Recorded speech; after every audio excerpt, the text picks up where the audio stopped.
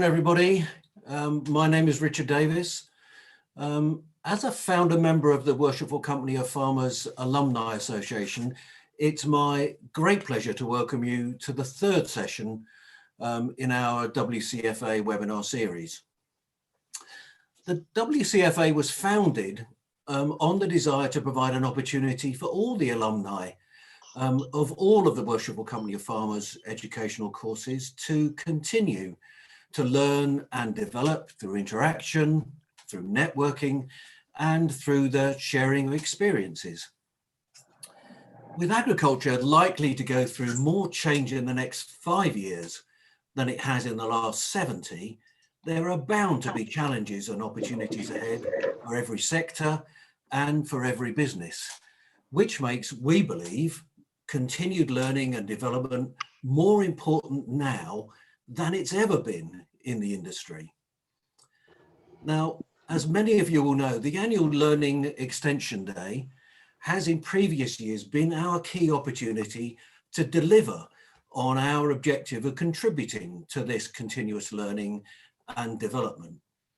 And sadly, in the absence due to COVID-19 of the 2020 LED, we hope very much that this series of 3 online events will go a small way to help filling the void left by the loss of that event. In the first 2 sessions, we heard first Brian Waters, Dr. Brian Waters, give a fascinating talk on adaptive leadership.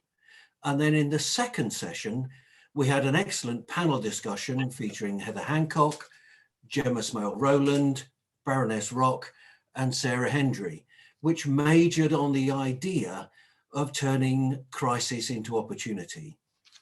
Today, we're going to change the focus and we're going to start to look forward with our 2 speakers, Tori Morgan, EU Exit and International Trade Advisor at the NFU, and herself a WCF course alumni, and Cecilia Pryce, Head of Compliance, Shipping and Research at Openfield, each giving a personal perspective on how the future for our industry might look economically in the years ahead.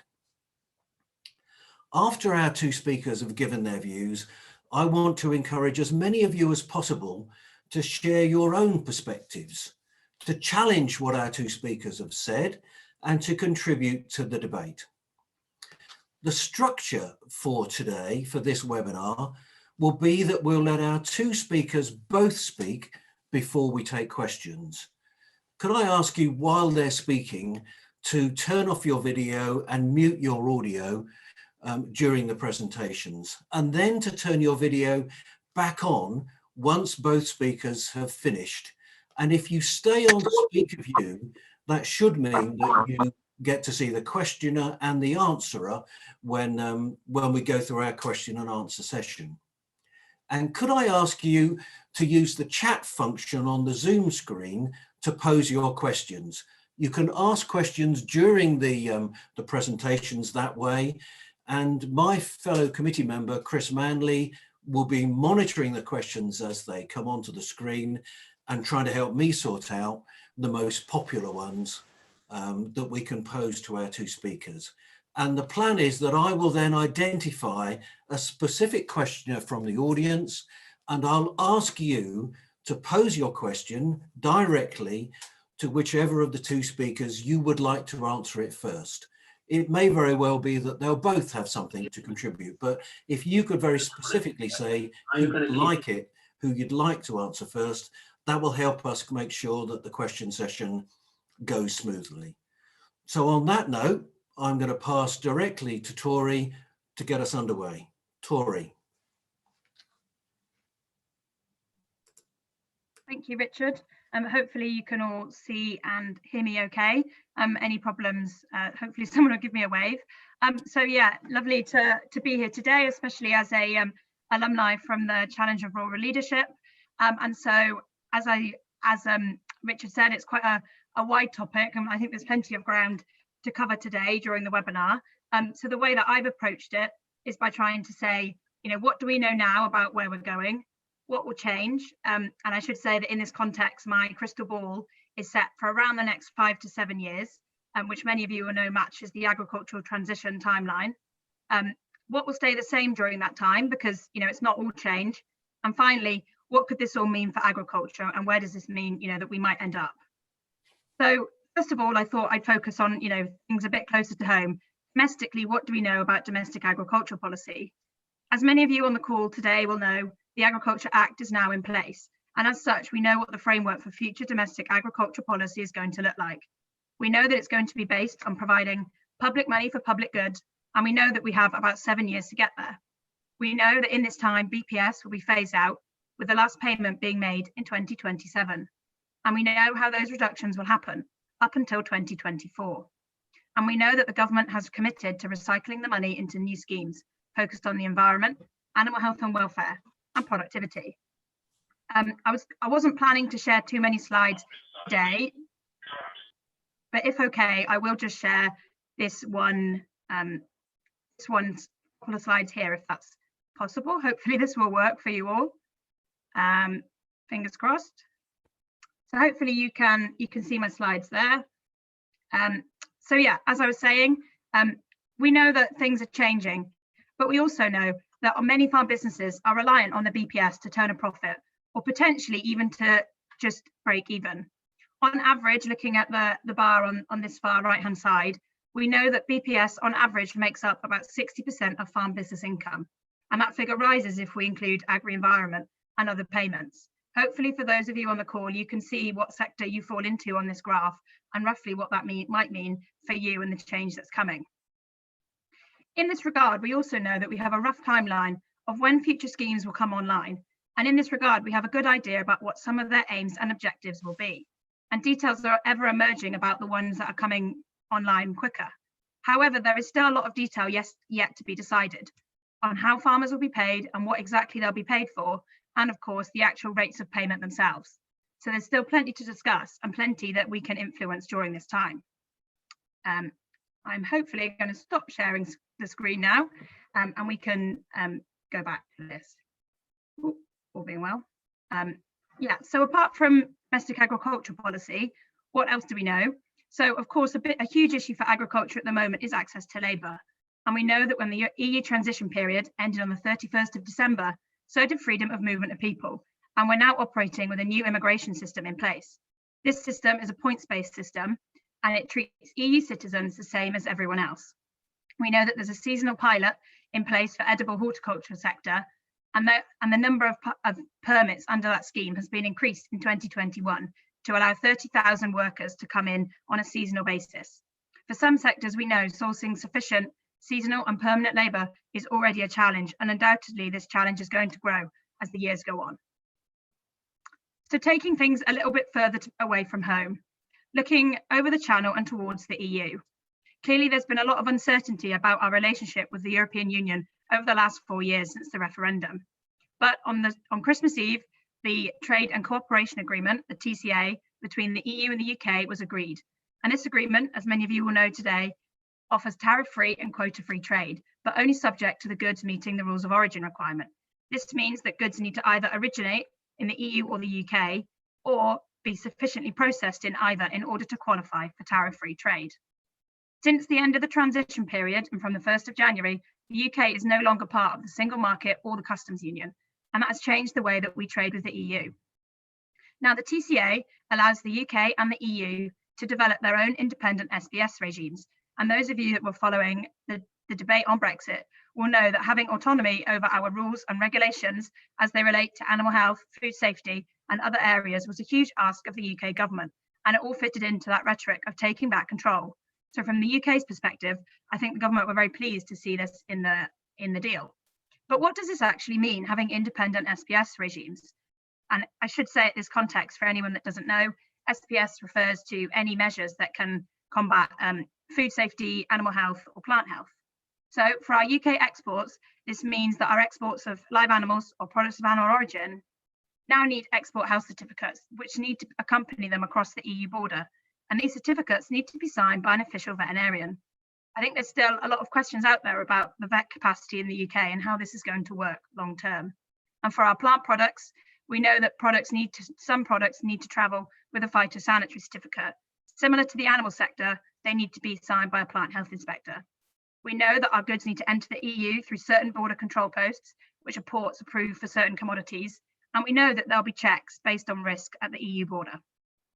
In the converse, for our UK imports from the EU, and remember, it's important when we're talking here to remember that about 30% of our food comes from the EU.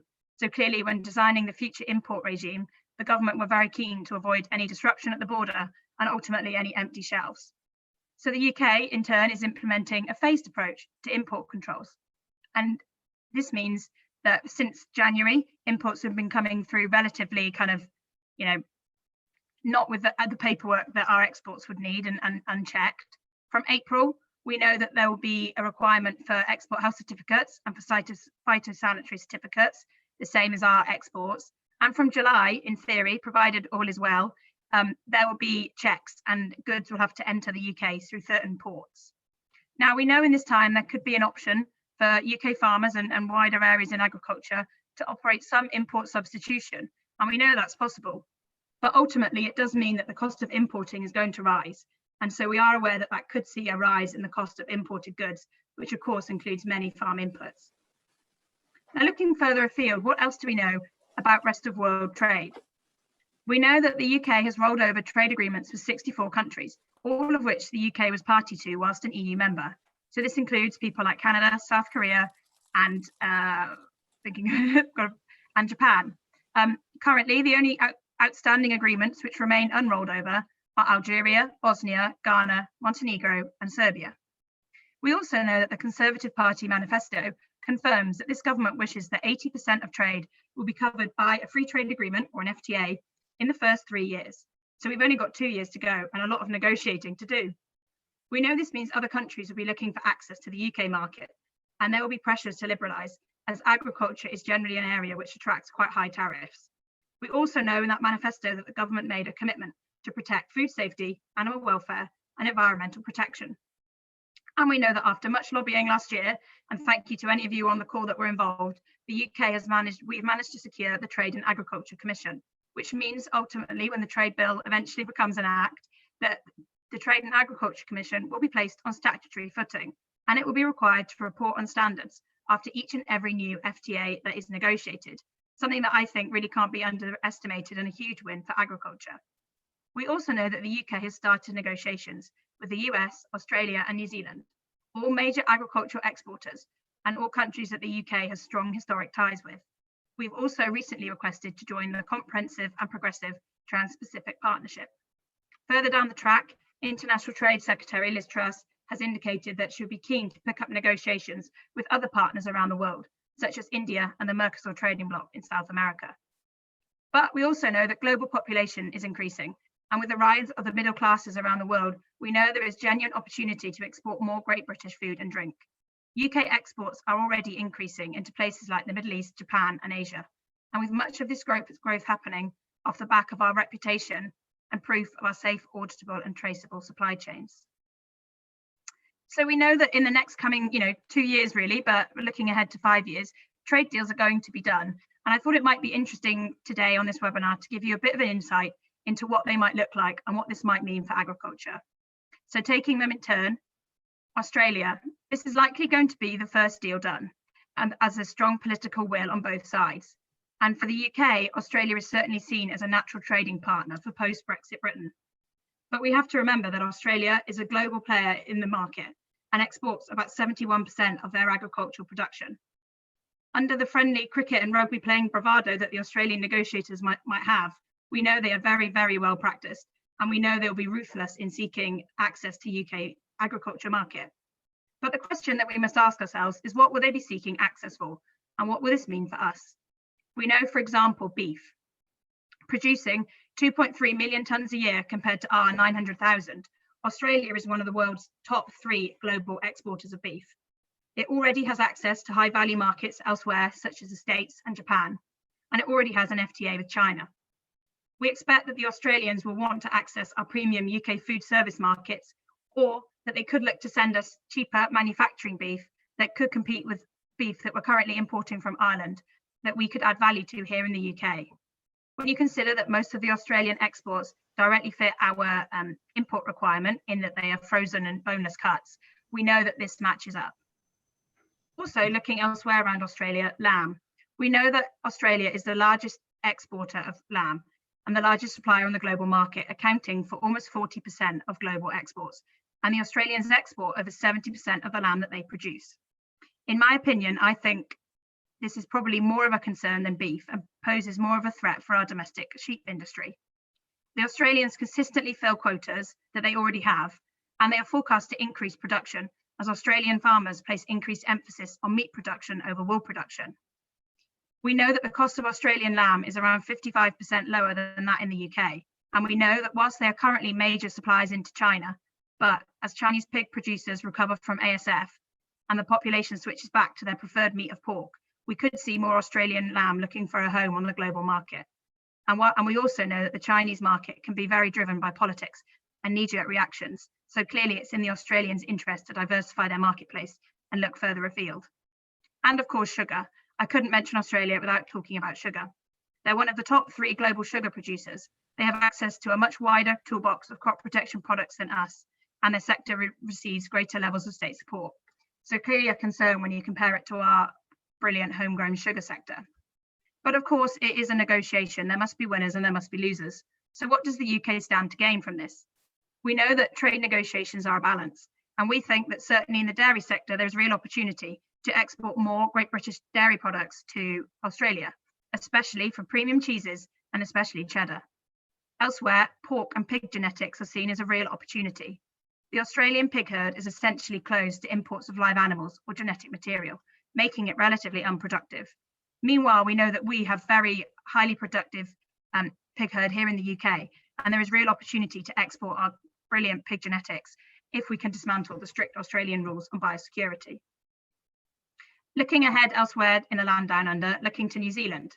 We know again, this deal will likely be done this year, and we know New Zealand will be very offensive in agriculture. Like Australia, they are used to operating on the global stage, and they definitely know their way around a negotiation.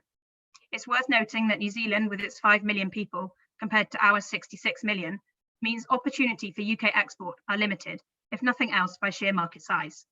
We expect this deal to have really strong focus on the environment, given that both countries share commitments on reaching net zero by 2050. Of course, you cannot talk about New Zealand without talking about lamb, but it's worth noting that in recent years, New Zealand has not filled their WTO quota for lamb, with more of their trade now destined for China instead. Domestic supply in New Zealand had also contracted slightly this season, although of course it doesn't mean it can't increase in ones to come. That said, we know that UK consumption of lamb is in decline, and the UK is a net exporter and is over 100% self-sufficient. So clearly, any market access the UK gives. Again, I think interestingly, beef is probably more of a concern when it comes to New Zealand than sheep meat.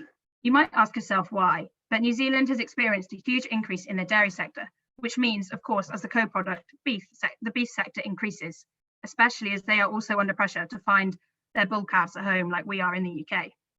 Growth in the dairy sector means that a lot of their beef is coming also from the dairy herd, and as such, we know that it can compete on a like-for-like basis with our UK dairy beef, meaning that they are likely to try and target our food service market, where provenance is less highly prized or displayed. And of course, dairy. We know that New Zealanders have a huge dairy sector, and they actually have a self-sufficiency ratio of 880% in liquid milk, which I think is just astonishing. And we know that they're responsible for about 1/3 of global dairy trade. New Zealand mainly exports skim milk powder and butter, and some cheese for processing, all products which the UK itself produces and is exporting. And surprisingly, horticulture. Whilst New Zealand is counter-seasonal, we know that increases in storage technology means that it is still attractive to import New Zealand fruit and veg into the UK and store into the UK season. For example, it might surprise you to know that New Zealand apples currently trade at £400 to £500 a tonne discount compared to UK apples. So clearly for some, there would be financial incentive. And of course, the US. I can't talk about trade deals without talking about the US. The UK is clearly keen to do a deal this year, but we know that new President Biden has got a number of other priorities, not least tackling coronavirus back home in the US. Clearly, we know these negotiations have got lots of controversial issues to overcome. You'll know the headlines about hormones and chlorine washes. But what is important to note is that, in my opinion, I don't think the US are going to change their tact or change what they're asking for on agriculture. When it comes to food safety, it's a pretty bipartisan issue in the US. Regardless of whether you're a Democrat or Republican, you believe your food is safe. And hence, although the US administration has changed, I think what they want on agriculture will remain the same, not least because farmers in the US still have a strong lobby presence on the Hill, and ultimately Congress still wants to see access to UK market for agricultural products. We know that the US is going to be offensive in basically everything when it comes to agriculture, but especially they'll be looking for access to our beef, our poultry, and our pork sectors. It's worth noting that, like Australia and New Zealand, they have much lower cost of productions. And of course, standards, I can't talk about it in the US without talking about standards. But clearly, they also have access to cheaper land, labour, and fuel. So finally, what does this all mean? I mean, ultimately, who knows? Your guess is as good as mine. But what I do know is that wherever we end up, our elected representatives in Westminster will have much more of a say over our farming and regulatory environment than ever before. MPs will no longer be able to hide behind Brussels, and we have to make sure that they remain accountable for the decisions that they make and the trade deals that the UK negotiates. So the need for agriculture and farming to step up and make its voice heard, and for us to engage with MPs and ministers, isn't going away. And in fact, it's getting more important. And finally, what does this mean at farm level? We know that in the short to medium term, there's going to be turbulence ahead, with markets being liberalised as new trade deals are struck, and there will be changes to the way agriculture is supported domestically. But ultimately, we know that the global outlook for agriculture, I think anyway, is positive. And although the ride might be bumpy, those farmers that strive to be at the top of their game won't just survive, they'll thrive. Work the AHDB has done, looking at the top 25% of performers, backs this up. Those businesses that can ride the storm will be productive, will be competitive, and will be producing for the market, whether that's at home or abroad. We know in the short term, the cost of inputs might rise, and in the longer term, we can expect a more competitive environment. So the businesses that know their cost and make decisions based on the hard numbers and not based on what they've always done will be the ones that flourish. In that respect, we also know there'll be some that won't or can't make it. And as we know, free trade is based on comparative advantage. So there has to be winners and there has to be losers. So one thing that I'm clear that we need to make sure is that there is adequate adjustment time built in to allow industry to adapt, and that those which do struggle and do wish to exit are allowed to do so and are supported, and I mean support in the broadest sense here, both financial, tax, tenancies, etc., to do so with dignity and grace. So I'd like to end this presentation today by just saying, asking you, the participants on this call, and something, I'd be interested to pick up in the Q&A, how are you going to take advantage of the great opportunities that I think lie ahead for British agriculture? Thank you very much for listening to my presentation today. I think I'm now going to hand over to Cecilia, who can hopefully expand a little bit further, and I look forward to taking your questions in the Q&A.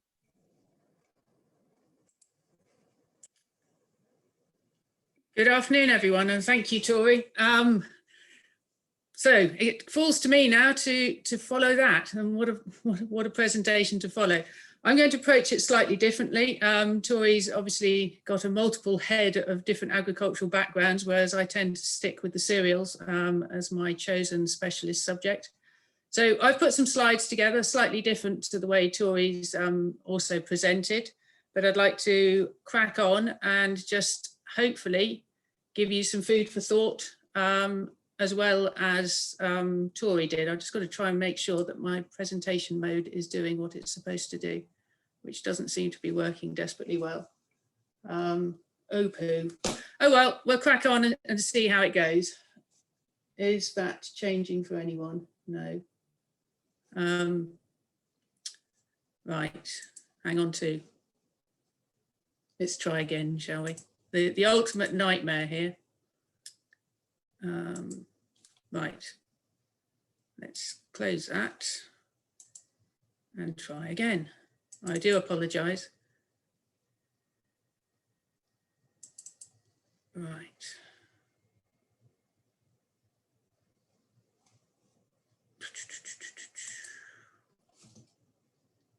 Is that now working? Hopefully. Right, here we go. Right, so changes ahead. Now I've all got back into the swing of things.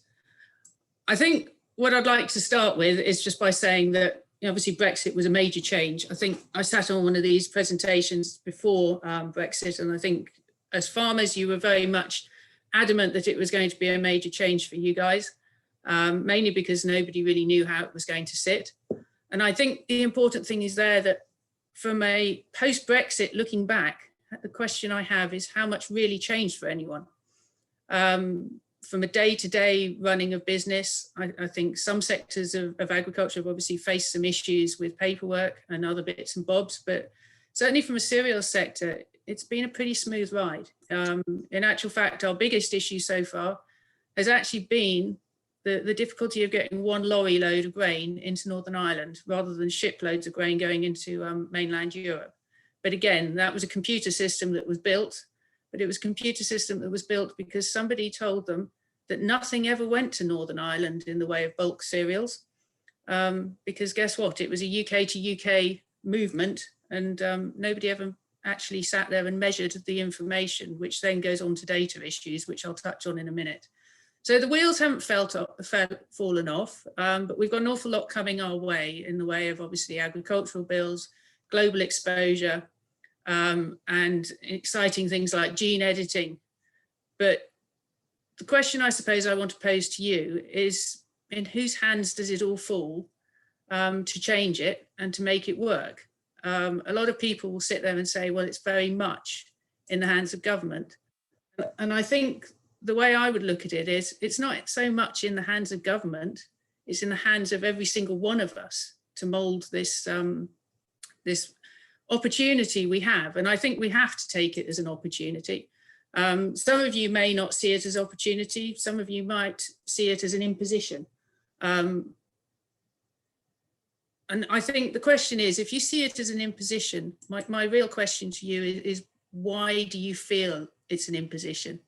I think getting through change is a fundamentally difficult situation, and it all comes down to how we all approach it. You know, we have the future coming in the way of ELMs and people talking about natural capital and CO2 and sustainability. And some of those thought processes that go through everyone's brain is very difficult to compute. I mean, if somebody said natural capital to you a couple of years ago, you'd all look at them and go, what is that? Hopefully these days, most of us have got a much better view on what natural capital is and sustainability and which form of sustainability. ELMS, I don't think many of us have still got much of a view on, but I think that's probably because it still hasn't been published in any desperate way. But I think the way forward for lots of us on how we approach the future is to ask for help and to try and improve our education. And that might sound very odd, but I think having spoken to farmers for a large number of years, the one thing I find is that you guys are expected to know so much about so many different things that sometimes it's very easy to get dragged along with everyone else and almost get sucked into the fact that you believe you know what you know without doing any homework and without actually sitting down and looking at hard facts and figures. So if somebody stands up and says, oh, and I'll be really controversial here, red tractor is not worth its weight in gold and we shouldn't have red tractor anymore, you will sit there going, oh, hang on, I might believe that, without actually doing your homework behind to work out why you might not be thinking along the right sort of lines.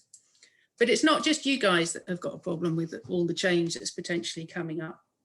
The domestic consumer has also got to take everything into account. The UK has some very, very successful food businesses in this country that have been built up over years and years and years. And a lot of them have been built up mainly because of the availability of commodity in this country to feed their requirements. You look at the milling industry in this country and you look at how over the years we've become more self-sufficient in the wheat that we use. Yes, we still import inelastic demand of circa 1 million tonnes, even on a good quality big crop year, because that's the type of wheat we can't import. Sorry, we can't grow and therefore have to import. But the type of quality that it is, I mean, when you think about all the import legislation that we've had over the years that's controlled what we can import, you're talking about 15+% dry matter protein wheat. You look at all the things we haven't been able to import over the years in the way of maize, when it comes to, even things like Kellogg's cornflakes. If you can't import something without paying a tax, there is always an issue about quality and finding a way of trading round to be able to supply our domestic consumers with what they want.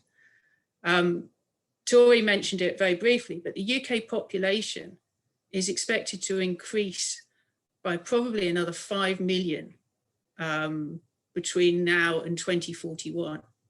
And the question there is, what are we going to feed all these people if our population continues to grow? What are we going to be eating by then? And what are we going to be drinking? And how are we going to actually feed them? And will everyone's desire to go to net zero actually be a help or hindrance on the homegrown food industry? You've also got to take into account there when we talk about domestic consumers, you've also got to look at ethanol. One of the big issues that have changed the demand and supply of cereals in the last couple of years has been ethanol. And hopefully this year, we'll see the switch to E10. Now, the question is with E10, is that going to dramatically change the way the domestic UK cereal balance sheet changes? Or does it just mean that we're going to import more and more third country maize? Now, if it means we import more and more third country maize, is that a bad thing or a good thing? One other thing that nobody seems to really pay a lot of heedance to is the sort of politics behind the scenes. If you look at the maize market at the moment, and you can't get away from the maize market because it's underpinning your fundamental prices for your cereals.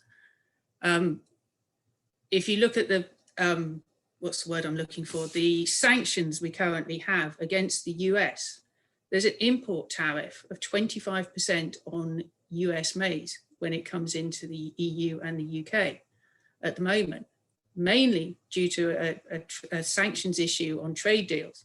Now, going forward, if those trade deals were to be cemented over and everyone suddenly became best friends, that 25% import tax of US maize potentially falls off as well. And we suddenly have US maize turning up in this country, whereas other countries closer to home, maybe the EU, still wouldn't. So there are a lot of trade issues that potentially are coming up as we go forward. And the domestic consumer has to be able to feed us all and has to have a reason for staying in the UK. And if we're not producing what they want, there is a risk that we offshore all of those guys and end up importing what we then want to eat.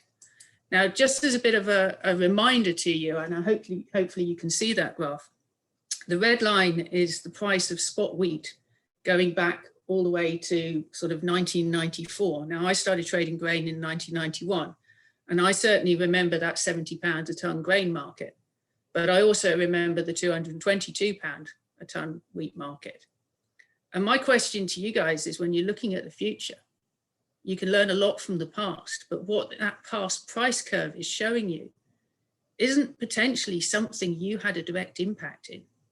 That is more of a global issue, putting an impact on domestic prices, because whichever way we look at it, from a UK perspective, we are not big enough to change the global price of cereals. We are a price taker rather than a price maker. Our ability to have a ticket to the game, though, is invaluable to all of us, because that ability to import and export should never be underestimated when trying to measure the real value of the return. But as a farmer, when you're looking at your future, if somebody said wheat goes back to £70 a tonne or 220 odd pounds a tonne, I know which part of the equation you'd like to be looking at. But reality is, it's a global market, and you're growing a commodity in a global market with potentially freedom to trade in and out of this country. And therefore, we have to go with the flow. To put that into some other form of context, and hopefully you'll like this graph more than the previous one. The blue line is if you sum up all the wheat, barley and maize demand in this country in the previous years. Now you can see how it's grown over the years, but you can see also at the top how it's sat there close to sort of 23 million tonnes worth of demand. for a reasonable number of years. But more importantly, look at the orangey colour. The orangey colour is assuming that we believe the stats, the size of the wheat and the barley crop grown in the UK. Now, the difference between the two graphs is the net requirement for imports.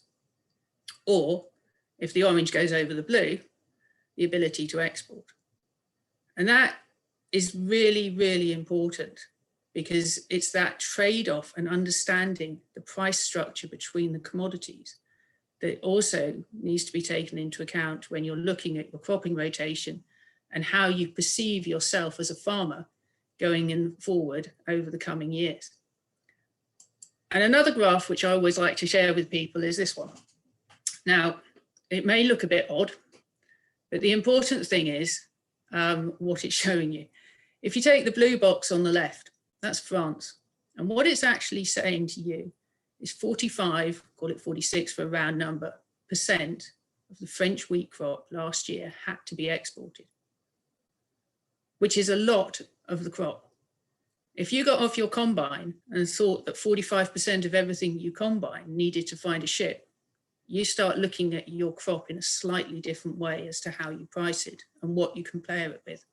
Lithuania, obviously a much bigger percentage. Romania, also a very bigger percentage. These countries are fundamentally growing more than they will ever be able to consume. You bring that back to the UK, one of our biggest crop years, 15-16. We exported about 13% of our crop that year. In a more standard year, it's about 3%. So again, our domestic consumption is very, very important. But our ability to import when we don't have the size of the crop, and we don't have the quality that we need to feed our domestic market is also very, very important and shouldn't be underestimated. Tori mentioned the Trade and Agricultural Commission. I was very lucky to be invited to sit in as part of their competitive group. Got an insight into the way that things are thinking and the way that people who are on that committee are also thinking. And I think it's also a very important tool to have when we're looking at trade deals. But my biggest question, and maybe I'm being a bit thick here and I apologize for not being desperately up to speed on the meat industry and the trade flows, but is I still think as a country, we need to identify what we really have to trade. What are we really, really growing and capable of growing at a price that is globally competitive and will be a long-term globally competitive product? I mean, Tori mentioned Australia. I was lucky enough to be down there for a couple of years post deregulation of their wheat board. When I came back to the UK, I kept thinking, well, what is it I'm going to miss when I come back to the UK that I can't get in Australia? And rightly or wrongly, it wasn't a great big long list. And I still probably have the slippers that I had there, but it doesn't mean that I couldn't have English slippers just as easily.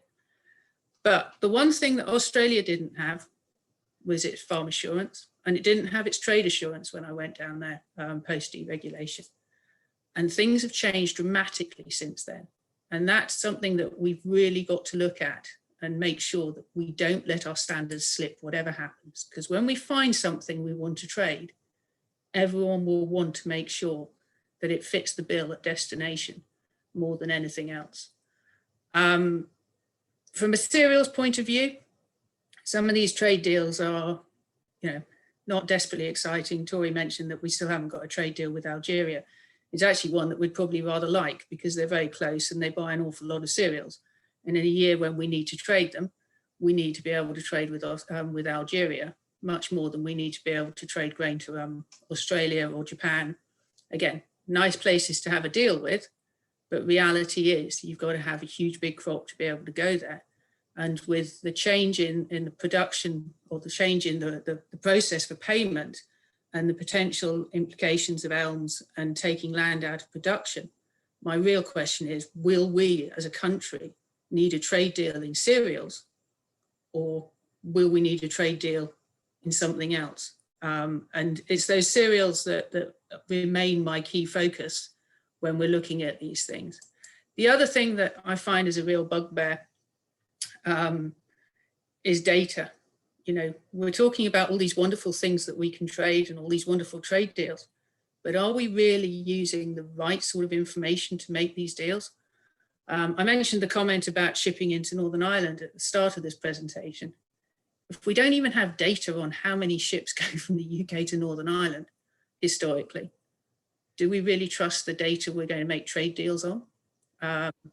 Because we run the risk of changing an awful lot of things and then still finding that we can't feed ourselves. And at that point, potentially offshoring all our issues on imports. And that's not a place we really want to be. One other thought, just a throwaway comment. If commodity prices were to increase enough, would it put a sideline on ELMS and the EU Farm and Fork and global initiatives?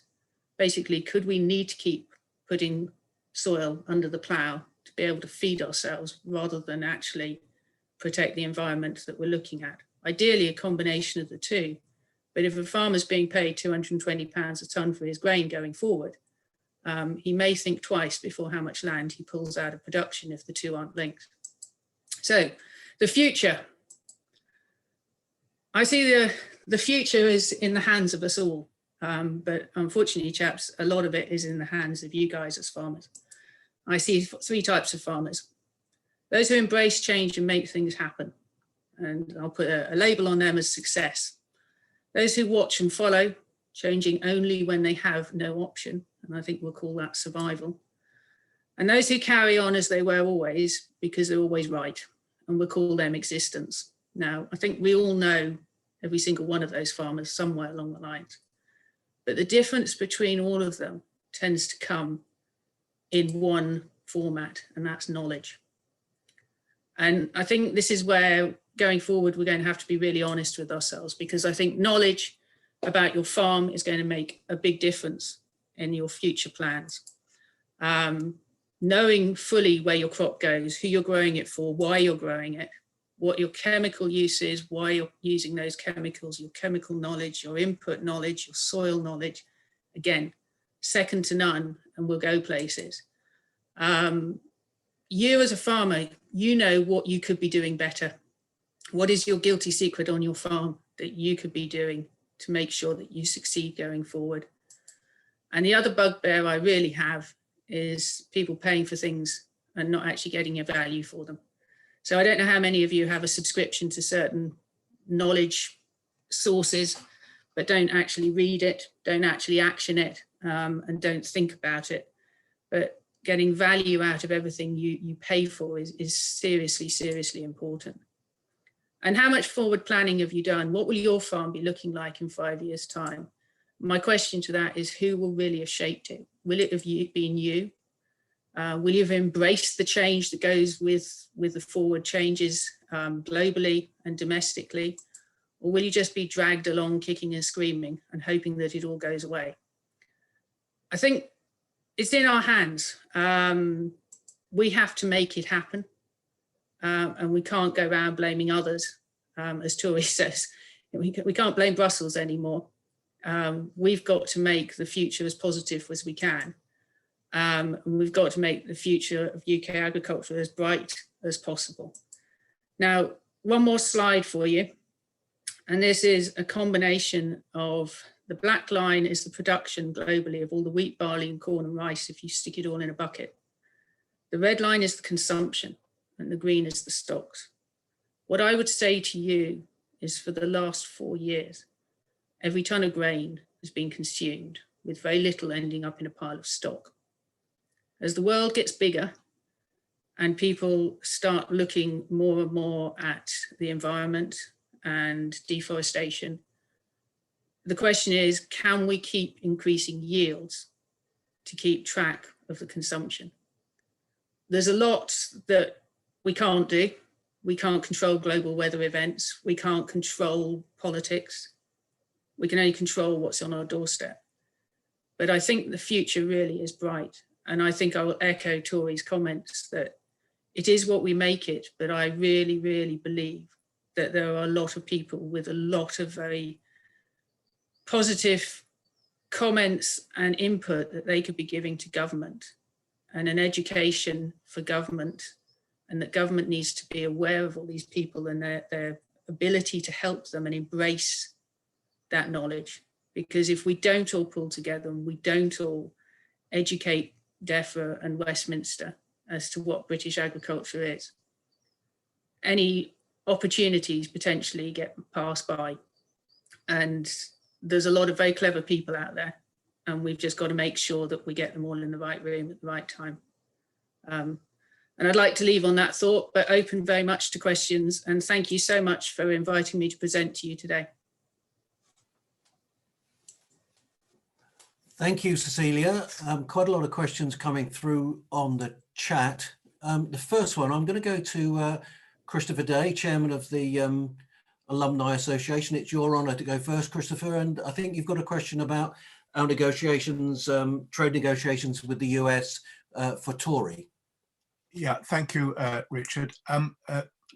Well, both Tori and Cecilia, I just want to get a grasp on whether the negotiations with the US are going to be easier or harder under the new Biden regime rather than the Trump regime.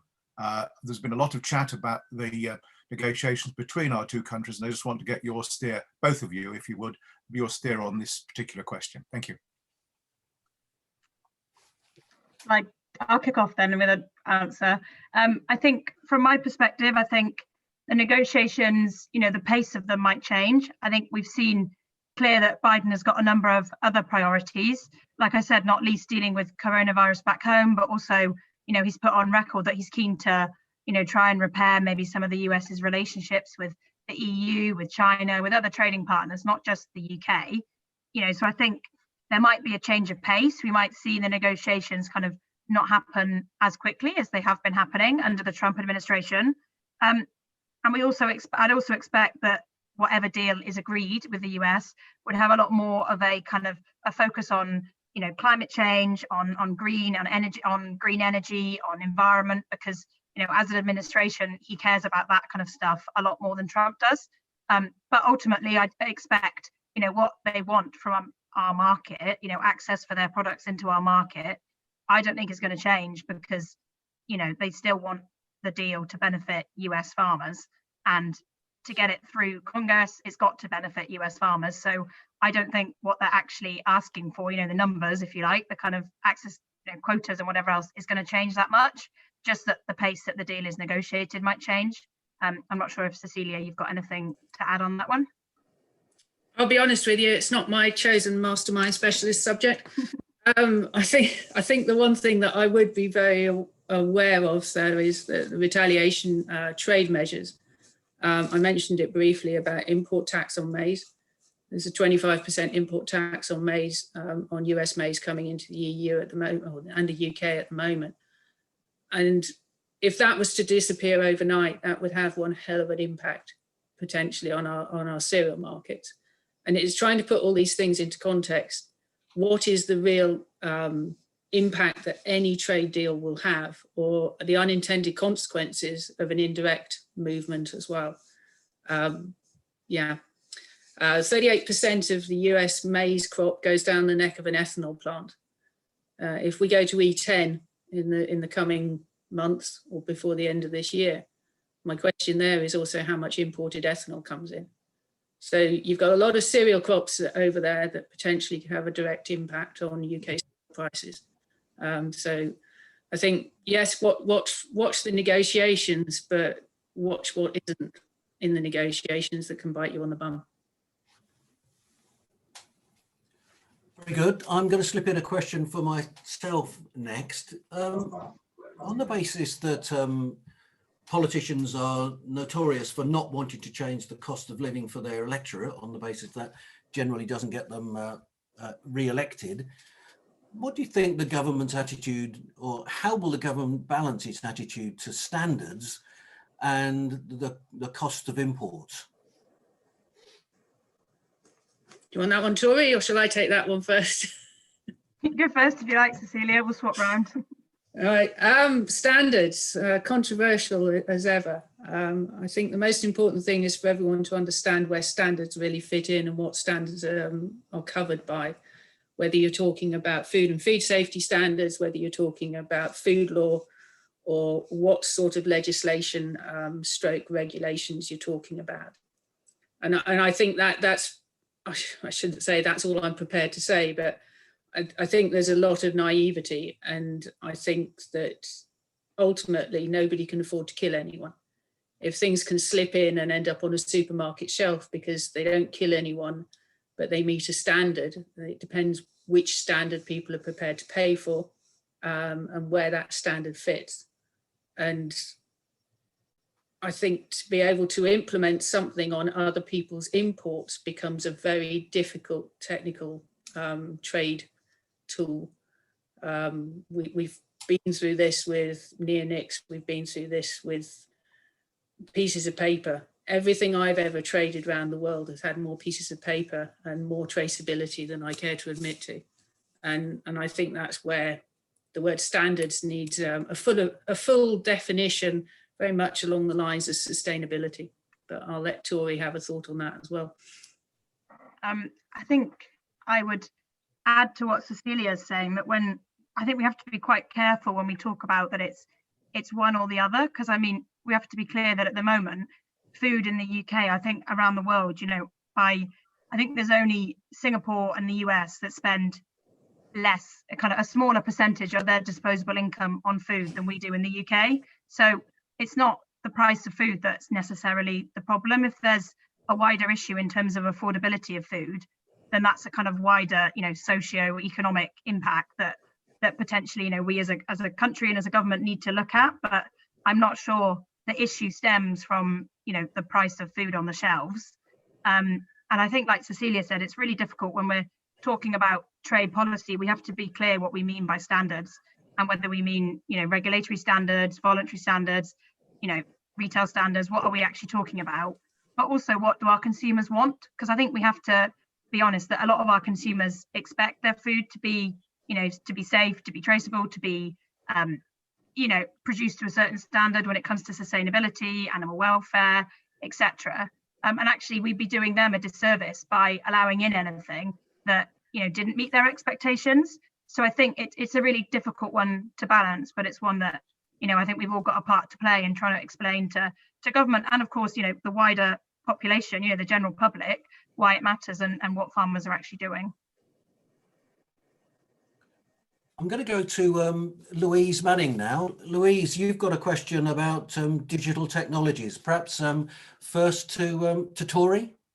Yes, so my question is, should we be embracing digital technologies more effectively and quickly to drive frictionless assurance and frictionless borders? Yeah, I'm off mute, sorry. I think I'll take the bit on frictionless borders, but I might hand over to Cecilia for frictionless assurance, because I'm sure she's got some experience in the area. But certainly on frictionless borders, I think, yes, clearly, at the moment, we're producing, hundreds of export health certificates to export our products of animal origin to the EU, all of which are hard copies on paper. They have to be stamped by a vet. You need them in several different languages if your product's going across several different EU member states. And so you could have kind of, something with 71 or 72 stamps on it by a vet, which just seems particularly labor intensive. There's a lot of paperwork. And actually, if we could have that operating on an online system that, would talk to the others, that would speed the process up. It would make it easier. You'd think it would make it easier, not just for companies, but also for hauliers, for border inspections and everything. So I think, yes, it's definitely, the right direction of travel. And it's one certainly that we, putting my NFU hat on, it's certainly one that we would be hoping that the government, would be asking the government to explore. But I also think, it's something that's going to take time, and we know that developing IT systems has a kind of, not the greatest of reputations when it comes to government IT systems. And so actually making sure that we get it right and it's developed properly and cohesively is also really important. So I think definitely yes, but might take a bit of time. But I'm not sure, Cecilia, if you've got anything to add about kind of digital ways of trading. Yeah, I mean, to be honest with you, Louise, we've been using electronic documents for quite some time now. The phytosanitary system around the world for grain, there's a lot of countries around the world who will issue a digital phyto for grain. The UK is not up to speed yet, but I'll be honest with you, the lockdown did actually kick an awful lot of people into an awful lot of action, which I wouldn't have expected them to do that quickly. In some of the systems for getting a phyto cert last March suddenly became quite interesting, but it was amazing how quickly we managed to get one issued at Heathrow when we wanted a set of documents, whereas previously it would have had to come from York, but they couldn't find a post box or something silly. Electronic shipping documents are also moving forward quite dramatically. Electronic passports are something that we're all desperately trying to push on with. You know, as Openfield, we try and do everything as electronically as possible. So Red Tractor, we have an API that drops down from the back of Red Tractor every night, which updates the sustainability status of all our farmers. So we know we don't put lorries in there the next morning and suddenly find that the assurance status has changed from a farmer overnight. We're checking all the task registration of all the hauliers. Everything is available.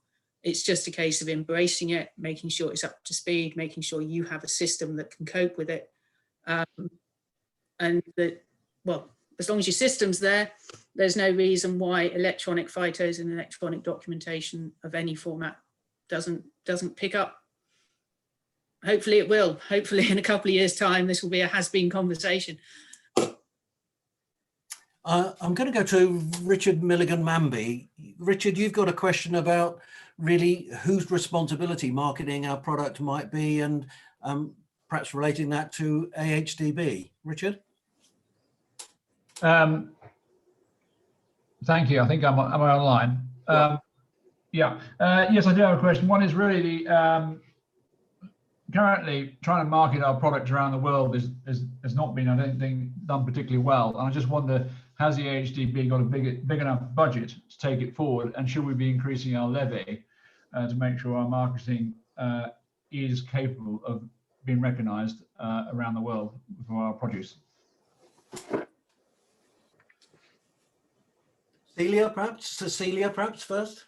Yeah, I can try that one, Richard. I mean, that's a controversial hole for me to fall into, but I can always go. And we're being recorded, which makes it even more exciting. My question to you is, are the AHDB the people to be doing it? I can talk from a cereals point of view. They used to have British cereal export. And to be honest with you, and I showed you the graph, when the price is right, the buyer turns up.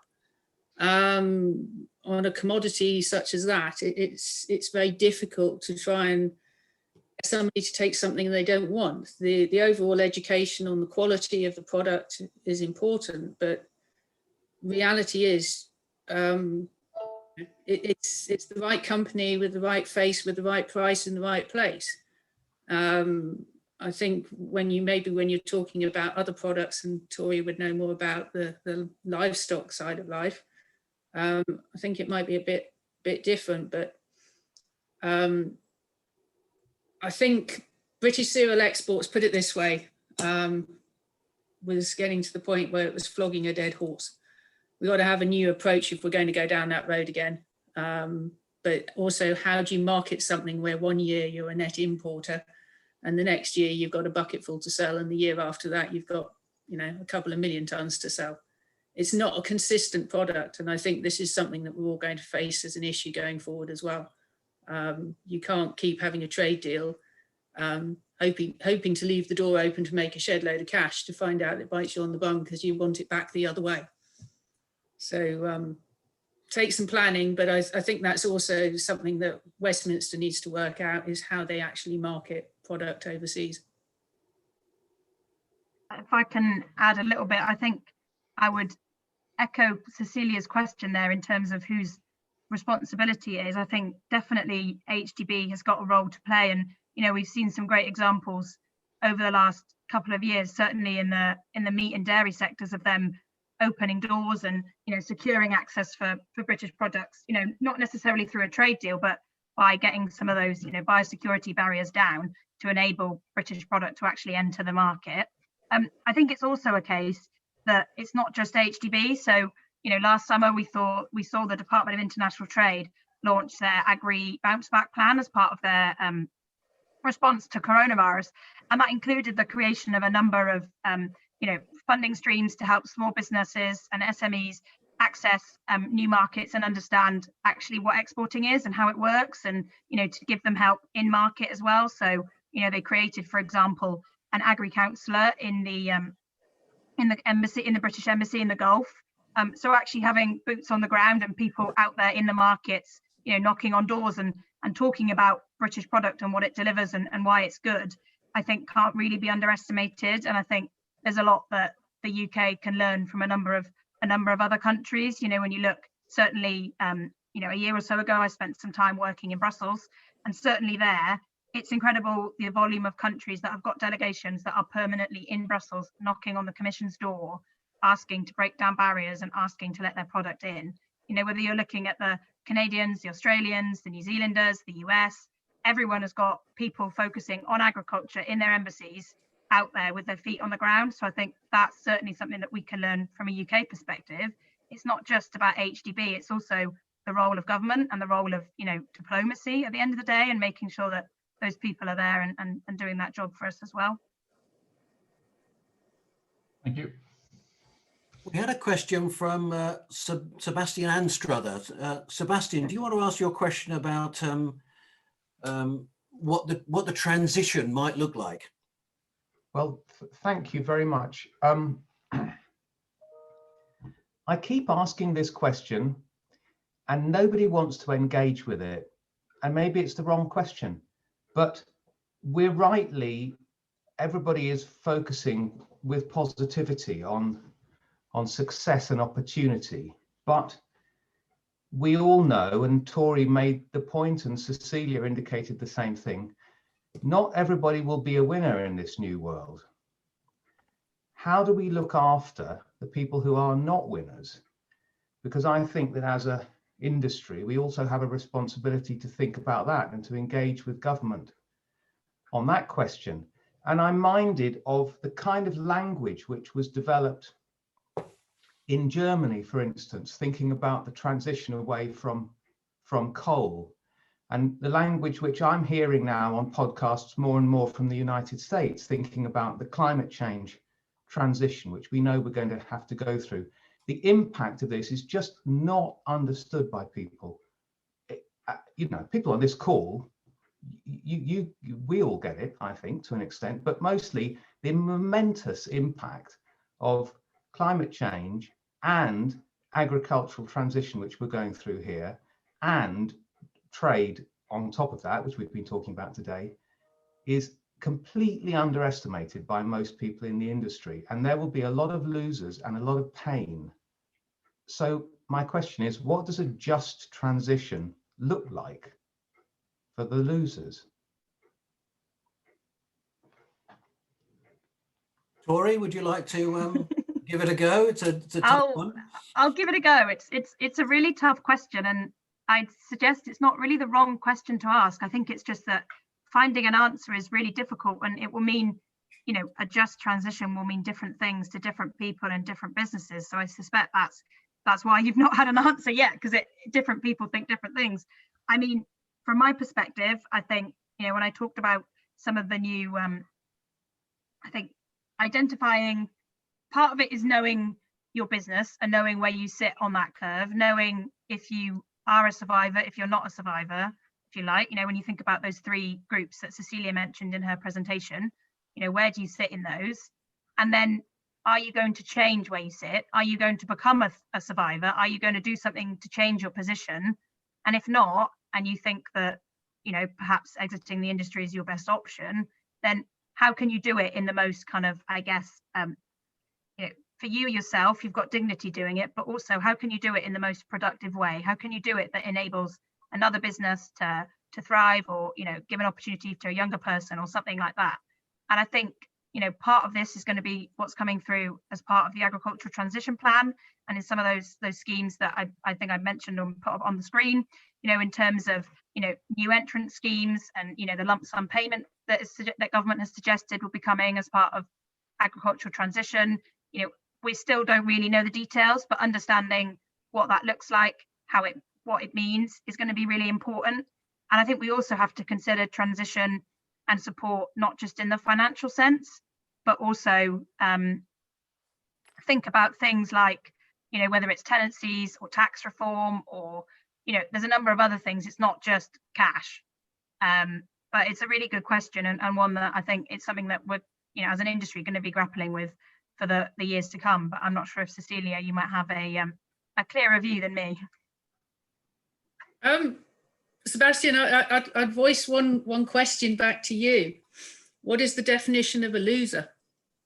Because if you've made the decision that that is the way forward, you're not a loser, because you made a decision, and that was your decision that that was the way forward. And surely that doesn't make you a loser. It means you made a decision, and hopefully you came out with a positive attitude to go forward. There will be change. Change is scary for everyone. You know, we've seen it all too close at hand recently with lockdown and things. You know, nobody would ever have thought anybody would have coped with it and done what we've done. But there are farmers out there who honestly have to look at themselves and say, is this where I want to be? Is it up to me to change my outlook on life? Or should I just say, right, I'll get someone in to manage the land, we'll stick it all down to conservation, whatever they choose to do. To me, that's not a loser. That might be somebody saying there's less people farming. But if the people who are farming are feeding the nation and the yield's getting better, and we're doing it on less land with the right inputs, that's a positive outlook. And if that individual has you know, put his farm down to conservation, or he's sold his land, or he's put it out of tenancy, that's a choice that they made, looking at what the future looked like. So I don't think there is such a thing as a loser per se, because it's a choice. And if unfortunately there are going to be people out there who maybe feel it wasn't their choice, maybe that's because they haven't been looking at the way things are changing over time and keeping up with it. And maybe that just comes back to knowledge and education. And I think that's where we all have a responsibility to be the best we can be on a daily basis. So I don't know if that helps at all, Sebastian, but. May I respond just very briefly on that? Yes, I agree with everything that's been said. I think rightly we are starting to focus on mental health issues in farming, not only for these reasons, but the nature of the job is that it's isolated and it attracts a certain kind of person, blah, blah, blah. I suppose what I feel is, you know, we look at where it's gone badly. Look at the closure of the coal mines in this country. We do not want that to be the outcome, and it could easily be. And I don't think many people define themselves when they look in the mirror as you know, a shelf stacker or even, you know, a shoe salesperson or whatever. But farmers define themselves existentially by what they do. What they do is not just their job, it's who they are. And so that just makes it even more difficult and even more important that we focus on this as well as focusing on the tremendous opportunities. That's all I really wanted to say. Yeah, I think, Sebastian, you hit the nail on the head. I mean, mental health in every sector of life at the moment is desperately important. And certainly as a company, we're fully aware of that. And everybody who speaks to a farmer on a daily basis has to take that into account. And communication and being able to help everyone is so vitally important. And then it is largely an education thing, but we can't all be a genius and we can't all keep up with everything. But every farmer who I've ever spoken to is a genius in their own way, because they know so much, but sometimes they maybe don't know how to actually impart their knowledge with someone else. But they know their land, they know their livestock. There is so much that they do know that shouldn't be underestimated. We've gone over the time that we allocated, but I think that's probably a good sign rather than a bad sign. But I've got one more question, and it comes from Richard Harvey. And I'm hoping, Tori and Cecilia, that your answer is more positive than the way he's posed his question, but I'll let him pose his question to you. Richard? Yes, hi, thank you. Well, it's simply this. I must say I got rather depressed with Tori's presentation about the price competition that beef and sheep producers are going to face from the Antipodes and possibly the US. And that industry is made up of a large number of perhaps not the leading farmers in the country in the kind of scales that we've seen put up tonight. At the same time, arable and mixed farm producers are looking for grassland as a break crop, more of it, not less of it. Is this not a bridge too far? Should we not be looking at conservation options as being the way forward for sustaining some sort of business? I mean, it's okay being very optimistic about things and always saying there's opportunities, but it's also quite good to judge things that aren't going to work out and make a sensible decision about a way of existing. Tori, you're the one who put the worry in Richard's mind. Do you want to sort of say whether there is actually a future for red meat in the UK? Gosh, I would hate for you to go away from the webinar, or anyone in this webinar, to think that that was the kind of message that I was leaving you with, or that I thought, because honestly, I think there is a brilliant opportunity for red meat, for dairy, for our livestock sectors in the future.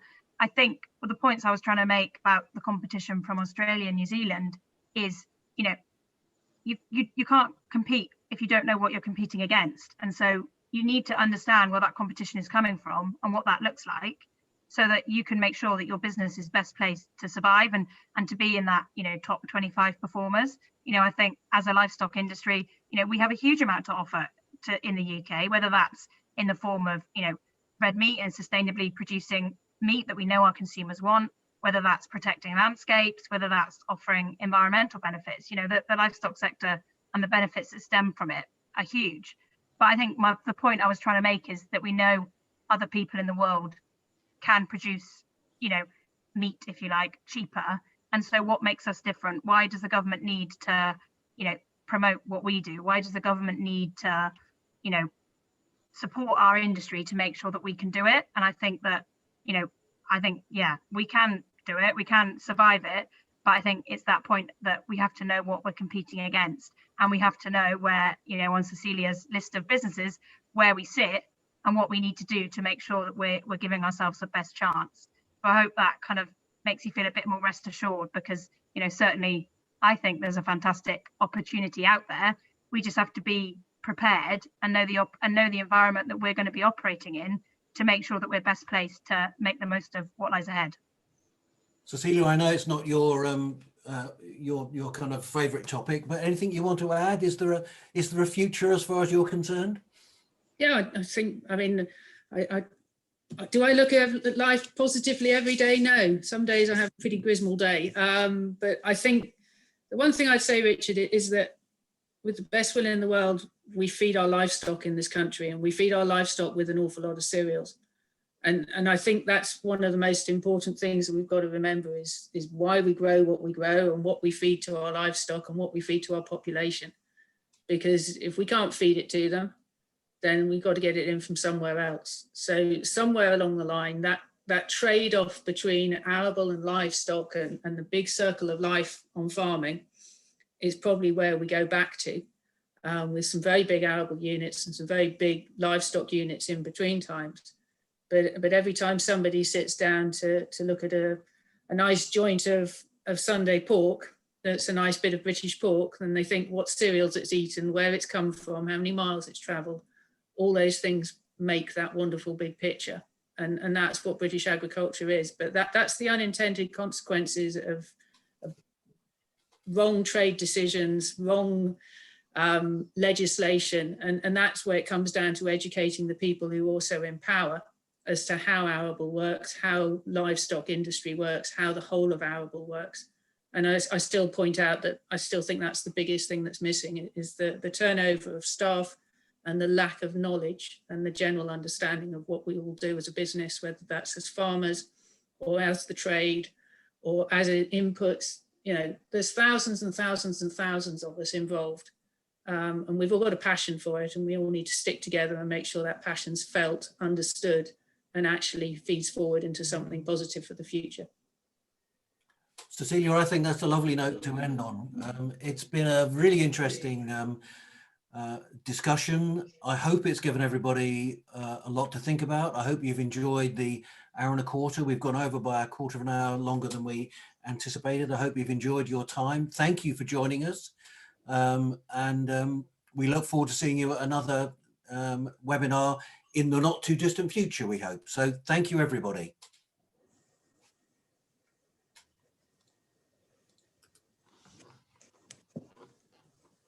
Thanks very